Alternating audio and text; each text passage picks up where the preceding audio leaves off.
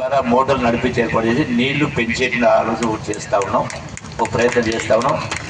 నిన్న మొన్న ఒక 2 రోజుల పాటు మున్సిపాలిటీ జనరల్ బాడీ మీటింగు మండల ఆఫీసులో జనరల్ బాడీ మీటింగ్ జరిగింది.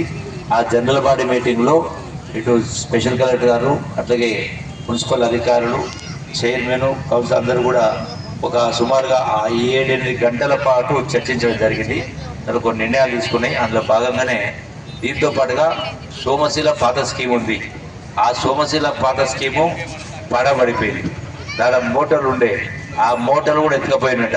నేను పేర్లు చెప్పదలుచుకోలేదు, పేరు చెప్పి నేను చిన్నగా కాదలుచుకోలేదు. కాబట్టి అట్లనే వాటిని మళ్ళీ ఏమైనా కొత్త మోటార్లు తెచ్చి దాన్ని చేసే అవకాశం ఉందా?